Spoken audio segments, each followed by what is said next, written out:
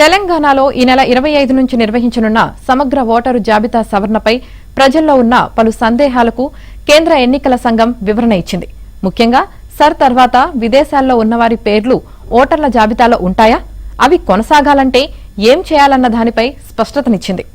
విదేశాల్లో ఉన్న భారతీయుల ఓట్లు సర్ తర్వాత కూడా ఉంటాయా, భారత పౌరసత్వం ఉండి విదేశాల్లో నివసిస్తున్న భారతీయులకు స్వదేశంలో ఓటు హక్కు ఉంటుందన్నారు.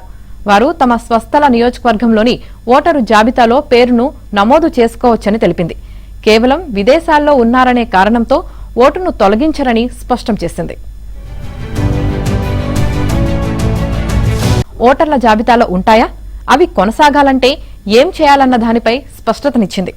విదేశాల్లో ఉన్న భారతీయుల ఓట్లు సర్ తర్వాత కూడా ఉంటాయా, భారత పౌరసత్వం ఉండి విదేశాల్లో నివసిస్తున్న భారతీయులకు స్వదేశంలో ఓటు హక్కు ఉంటుందన్నారు. వారు తమ స్వస్థల నియోజకవర్గంలోని ఓటరు జాబితాలో పేరును నమోదు చేసుకోవచ్చని తెలిపింది. కేవలం విదేశాల్లో ఉన్నారనే కారణంతో ఓటును తొలగించరని స్పష్టం చేసింది.